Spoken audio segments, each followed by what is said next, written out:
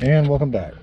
So you saw in the previous video we spent some time fixing a mistake that I made earlier that has now been addressed, and in the end of that video I made a comment that we were going to replace this driver's side seal, the one that goes onto the cab, because you can see here it's got a little bit worn out. Not surprising since it's an 09, and also not surprising it's the driver's side, because when you think about it, what door and what seat in any vehicle is going to have more activity on it than anyone else? And that's obviously going to be the driver's side door and the driver's side seat.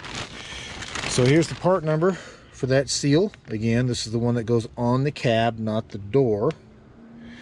And it doesn't look too bad to do. It looks like it just goes underneath a little bit of a trim piece here and a bit of a trim piece here. So it looks like we need to get this kick plate up. And that looks like that's about it. It looks like that's everything else. You can see it just kind of slides over top of without having to take trim panels off, which is pretty nice. So what I'm going to do is get this mat out of here, pull this trim piece up, and see about getting this old seal out of here. So I'll bring you back in a moment. So you can see here that this trim piece just pulls straight up. It's just held in place by some clips on the bottom and some more clips on the side, and it just pulls this because it's also your kick plate on this side as well. And you can see the seal itself just kind of presses in place and pulls up. So just keep in mind that at least we're going to try to make the new seal line up to where the old one was, so they had the two ends butting up on the beginning of the third clip down from the top. And yes, I will get a vacuum cleaner in here and try to vacuum out all that sand and debris that you see before we put that kick plate back in. So again, you can see this is kind of falling out of place.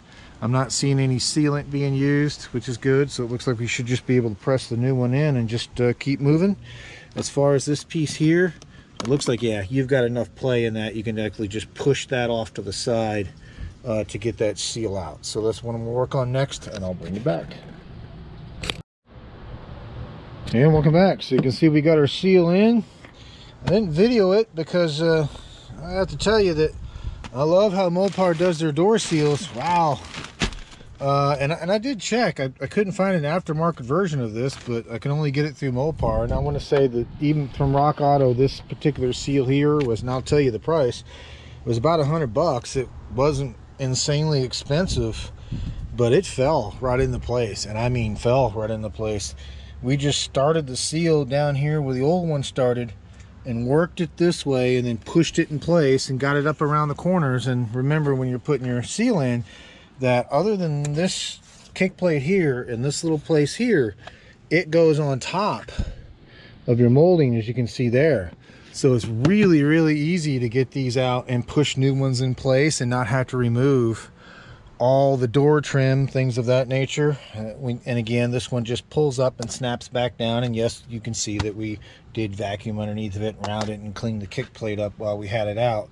And there was enough slack in here that you can just kind of pick up on this piece, slide your seal underneath, and keep pushing it in. And it landed right at perfect size length. It landed right at where the first part of it began.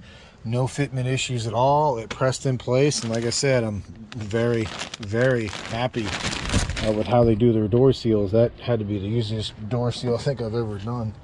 Like I said, the driver's side one isn't too terrible. Yeah, you got a little bit of a rip right there on this top piece, but other than that, it's still fairly healthy. So let's see here. Oh yeah, much better. Much more of a solid thud when that shuts now versus what it was doing before. So good thing is we got this changed out before hopefully get the next rainstorm, and we can future-proof it then. But with this no longer being broken, we should be able to open the door now and just have the water, you know, fall down this channel, follow this way, and exit out. Again, rather than what it was doing is it would fall in the cut seal here and then drain and then hit the corner of the seat, as you can see, every time you open the door, which, as you can imagine, was mightily annoying.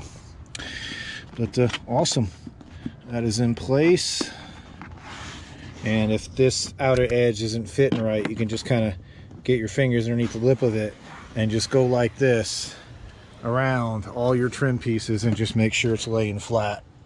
But like I said, it's going to be a short one on this one. I thought it would be a bit more involved than that, but thankfully it's not, and I'll take it. But with that being said, like I said before, I'll end all the videos this way. If you haven't subscribed already, please consider doing so. And all we have left now on this truck, knock on wood, that we don't have any more failures of any other components, is just to complete the 500-mile break-in. We're about 100 miles in to that 500 break-in.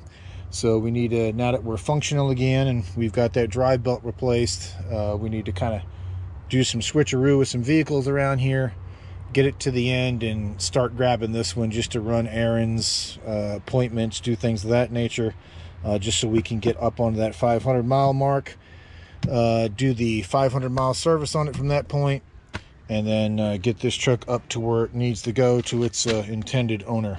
With that being said, I will let you go, and I will talk to you on the next one. Thank you much. Bye.